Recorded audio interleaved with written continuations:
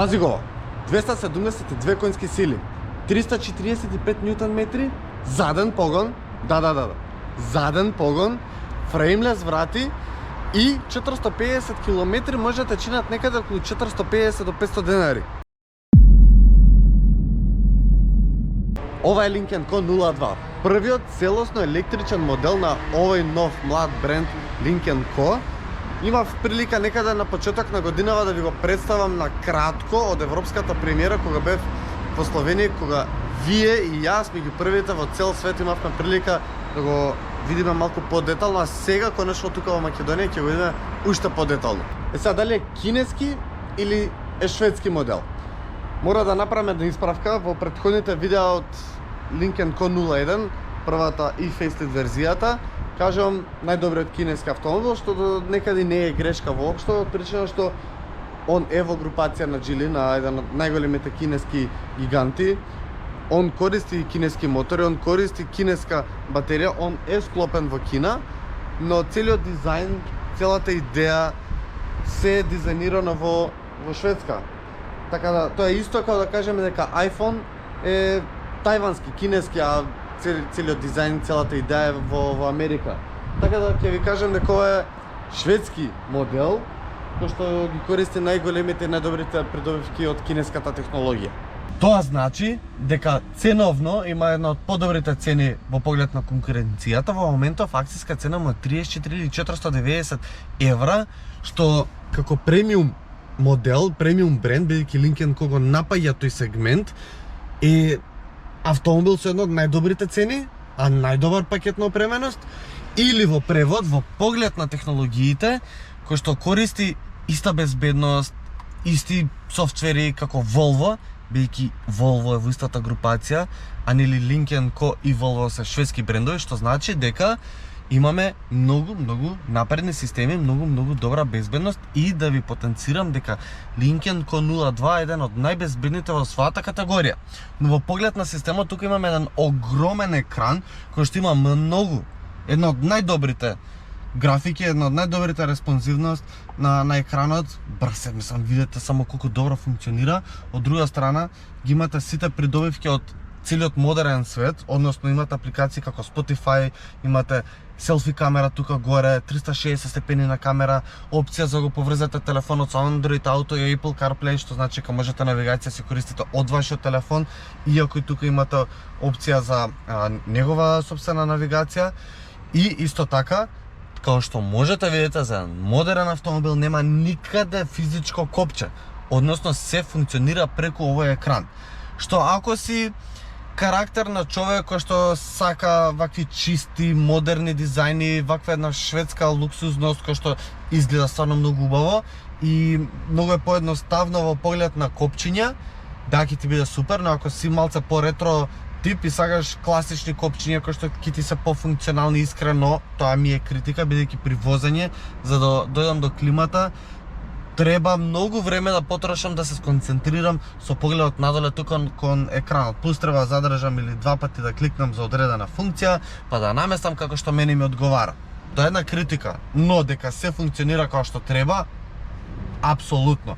Во поглед на практичност, тука доле има две остави за телефонот кои што стојат исправено, односно телефонот ќе ви стои исправено и двете остави се со бежичен полнач. Иако тука горе имаш Type-C USB порт, доле имаме две остави за шишиња кои што се многу убаво и практично направени да не ви пречат, а можеш да го кренеш ова ако ти смета. Дополнително на тоа, оваа тука даска е со оваа магнетна лента, многу интересно, бидејќи многу лесно можеш да си правиш флип-флоп. И одоздолу тука имаш голема остава која што е климатизирана. Дополнително на тоа, под наслонот за раката имам уште една мала остава која што можете да искористите дали за клуч, дали за вака за картички, плюс тука имаме уште една остава за документи, што е стварно многу кул. Во поглед на дизајнот, многу е поразлично од се. Многу е поразлично. Некој материјал кој што наликува на кожа, но не е кожа, но е многу убав, многу поразличен. Верувам дека ќе биде многу издржлив, верувам, бидејќи ми одава таков впечаток. Нормално големо панорамно стакло кој што нема никаква завеса, тоа е така бидејќи стаклото е тонирано и дури е цел ден на сонце воопшто не е загреано стаклото, што е многу кул. и нормално врати кои што се отвараат на копче. Сега во поглед на дизајнот мора да истакнам дека има најмал отпор на воздух во конкуренција, 0,25 му е отпорноста на воздуха, што го прави еден од поекономичните во својата категорија, а тоа многу значи и за опсегот на километри кој што се нуди со едно полнење. Но, она што би сакал исто така да го истакнам е како дизајн што вака странично ако се гледа, можеби ќе ви наликува на Toyota CHR, бидејќи двата модели спаѓаат во категоријата на компакт, односно купе кросовер, што ако го гледам CHR-от, да, бидејќи поиздигнат, би кажал дека е кросоверски, но кај 02 не би го кажал тоа толку многу, не би го нагласал од причина што прво се вози како хеджбек, како многу добар хеджбек, и второ, внатре имате простор па и повеќе од еден кросовер.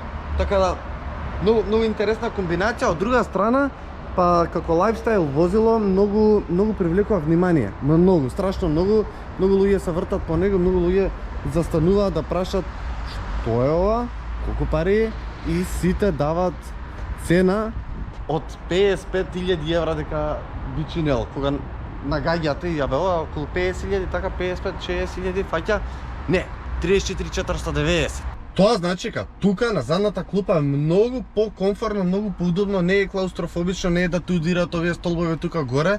Баш е убаво комфортно позади, можам да се опуштам, и нешто што ми се допаѓа, што иако предниве седишта се стварно големи, затварат голем простор од погледот напред, но ми се допаѓа што тука доле пак имам простор за нозете, можам да си ги бутнам под седиштето. Дополнително на тоа, седиштето секој пат кога ќе се отвори и затвори вратата се повлекува напред-назад, нели, се мести според позицијата автоматски, и при тоа повторно имаме простор за нозете, не ми е неудобно. Од друга страна, доле бидејќи електрично возило, немате никаков тунел што е совршено рамно и може тројца патници да си седнат и да немаат никаков проблем, си ги стави нозете во средина, си ги стави нозете од страна, секаде ќе имате простор, имате два USB порта, една остава за телефон, тракатанци, што да ви треба. Тука имаме наслон за раката, кој што е со две остави за шишиња, имаме Isofix куки на располагање кои што се многу лесно достапни, и она што го приметувам дека истиот квалитет на материјали како што го имаме напред, го имаме тука и позади. И да, гледам дека и тука странично има звучници покрај тоа што има во вратите по два.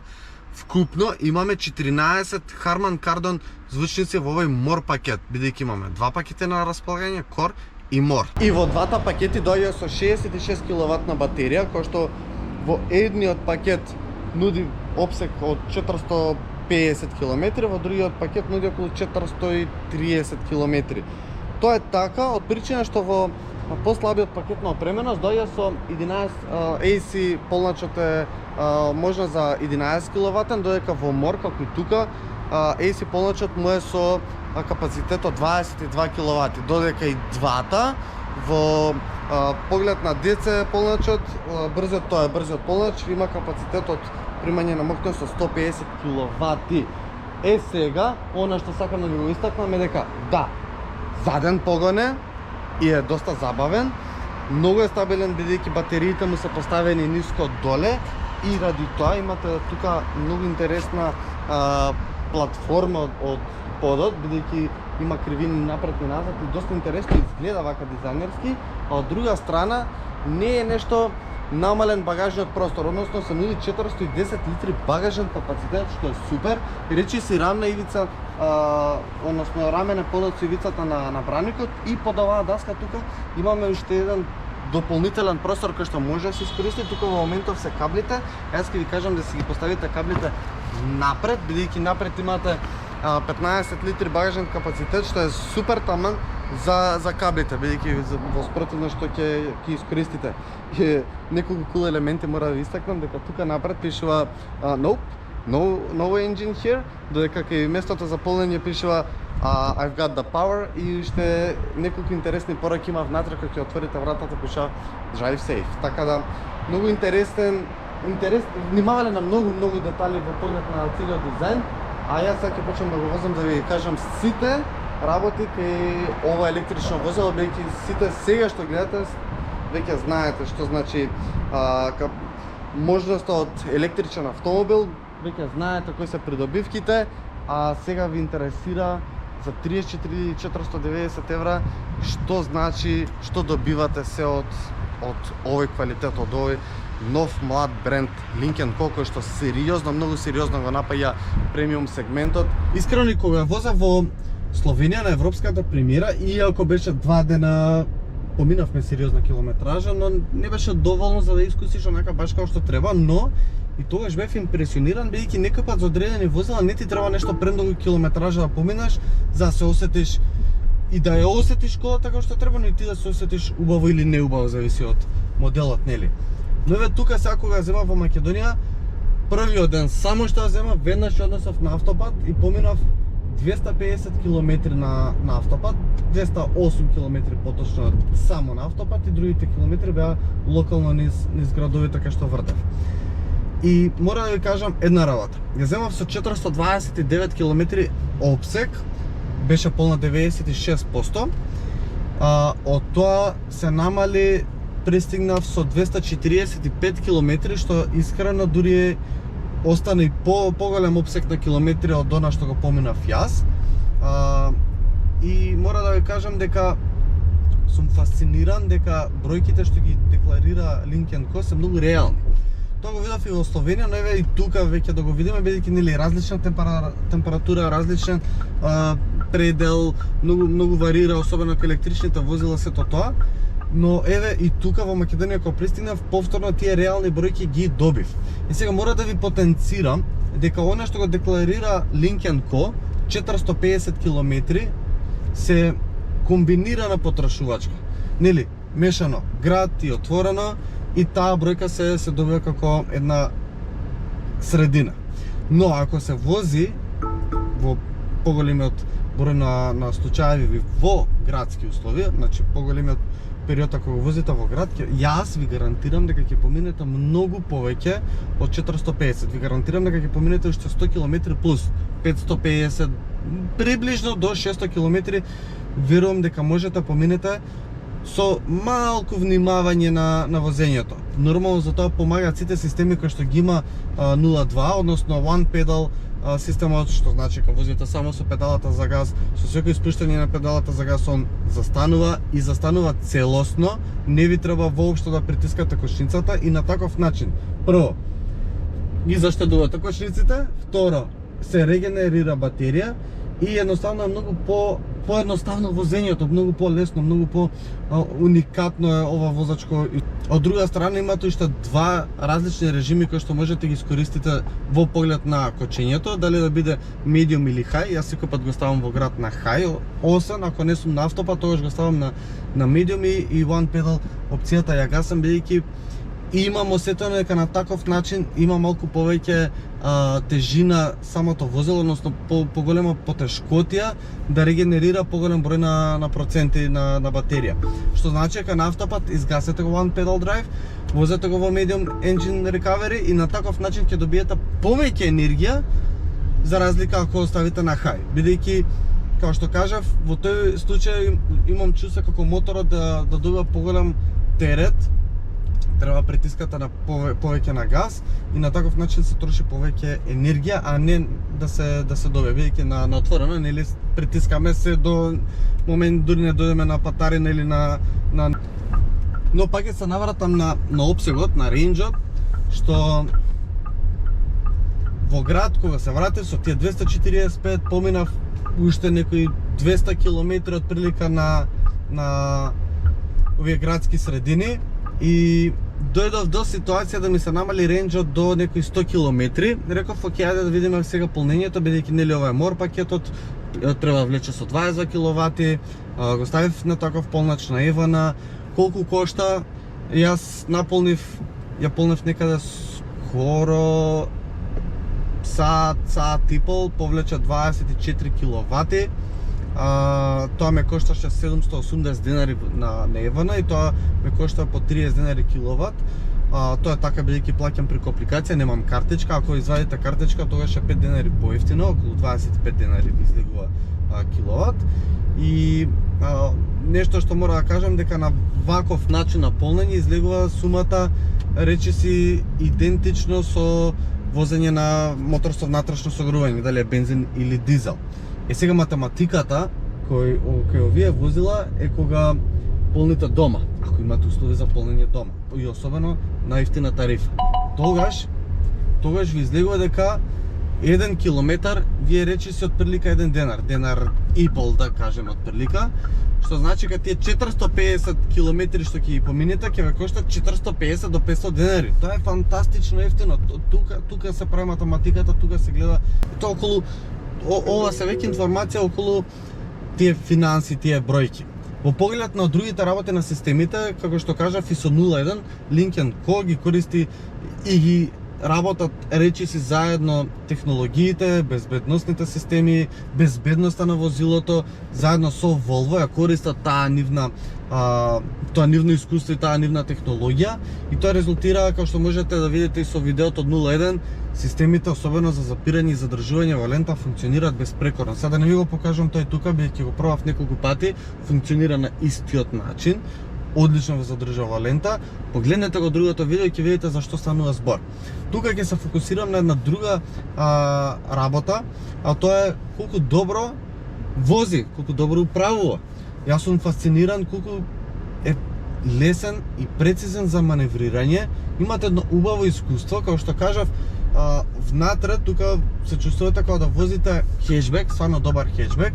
Имате убав баланс на тежината, вкупно со се батериите не тежи нешто премногу, тежи тони 800, што за електрично возило не е така многу ако споредиме со некои други негови ривали, и особено за капацитетот на батеријата што го има, но не му се чувствува таа тежина. Стварно не му се чувствува таа тежина.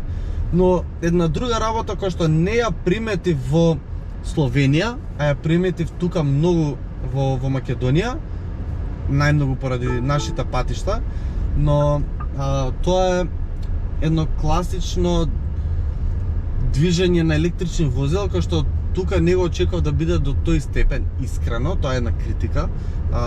На нашите патишта, особено на автопат, му се чувства многу хватање нагоре-надоле. Особено на тие дупки вака имате чувство како буквално да јавате коњ. Одиш нагоре-надоле, нагоре-надоле. Искрено за мене можам да се навикнам, но за некои други патници гледам дека тоа е проблем. Особено ако возите малку повеќе на автопат или имате поголеми дестинации, тоа знае да биде проблем. Друга работа што ми е стварно несватлива е системот. Што конкретно? Кога возиме, ради тоа што се е тука на екранот, еве пример за климата, јас мора се да отворам па да се сконцентрирам тука доле, па пример сакам ова да го наместам поише да дува, нека мене треба 2 пати да кликнам на него за да кажам да, ти брат ке дуваш, и сега да го повлечам лево или десно. Ме нервира, страшно многу ме нервира. Може ли бар да остават неколку физички копчиња тука од страна, бар за тие работи да ми бидат поедноставни? Стварно тоа ми е сериозна критика. Инаку дека екранот функционира без. И многу ми се допаѓа што се седи вака убаво, ниско доле, што имате убава контрола над воланот, нешто што не сум го приметил до сега кај ниту едно друго електрично возило што има страшно добар филинг зад педалите. Односно, воопшто немате онаков трзе што е познат кај електричните возила, нагло да ти повлече или нагло да ти закочи ради тоа регенеративно кочење. Тука е многу опуштено и многу лесно го навикнувате луѓе. Тоест немаш да се навикнува, вози баш како е многу нормален автомобил, многу убав, многу пријатно и многу добра изолација при тоа нуди. Страшно добра изолација на автопат, на возење на нормални брзини, значи збориме по знаци, кај може 120, 130, 180 и така натаму. Многу е тивок, немам шум од тркала, немам шум од ретровизори. Стварно многу добра изолација направиле Lynk & Co тука во 02. И за 34 или 490 евра акцијска цена, стварно не знам што би ставил во конкуренција, зборам од премиум сегментот, бидејќи од средна класа имате, да, Geely EX5, што практично истото, само што е малку пофамилиарно, но вака да изгледа убаво, вака да привлекува внимание, со ваква опрема убава, не знам, пишете ми во коментар што мислите дека во конкуренција може да се стави. стварно ме интересира според вас што би ставиле. Бејќи да, тука е Теслата, но многу поубаво ми вози од Теслата. Имате многу премиум чувство тука внатре за разлика од Тесла. Не знам, пишете ми во коментар и нормално направете subscribe, бејќи искрено многу ми значи вашата поддршка. Гледам дека голем број на гледачи во моментов се уште немате направено subscribe, а лакнувате, коментирате, тоа ми се допаѓа, тоа ми значи, така да ако направите и subscribe кој што е бесплатен, дополнително повеќе ќе може да направиме вакви видеа, вакви тестови. И уште пред да го завршим видеото, мора да ви кажам само дека многу ми се допаѓа, особено навечер, тука овој дел е осветлен целиот напред. Прво изгледа многу убаво, второ по музика со овие 14 звучници од Harman Kardon, стварно многу убаво внатре. Дури некој пат си викам, човече, колку малце го попуштив, а колку е гласно тука внатре. Од друга страна, она што сега да кажам, дека овие графики тука може да пулсираат според ритмот на песната и ако дадете жмигавец, се појавуваат зелени линии кои што насочуваат дали десно, дали лево, или плюс ако имате возило од страна или од позади ви сигнализира. Така да многу кул, многу напреден автомобил, многу богат со опрема. Направете subscribe, фала ви многу за целата поддршка и се гледаме веќе наредна недела со ново видео.